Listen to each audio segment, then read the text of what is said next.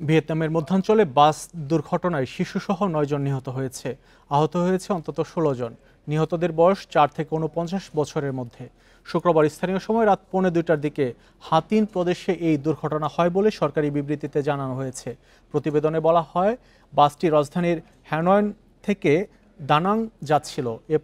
এক পর্যায়ে রাস্তা থেকে সরে গিয়ে ট্রাফিক সাইনপোস্টে ধাক্কা খেয়ে উল্টে যায় বাসটি। দুর্ঘটনার কারণ জানতে তদন্ত চলছে। ভিয়েতনামের সড়ক দুর্ঘটনা খুবই সাধারণ বিষয়ে পরিণত হয়েছে। সরকারের জাতীয় পরিসংখ্যান অফিসের তথ্য অনুসারে চলতি বছরের প্রথমার্ধে সড়ক দুর্ঘটনায় ৫,০২৪ জন নিহত হয়েছে।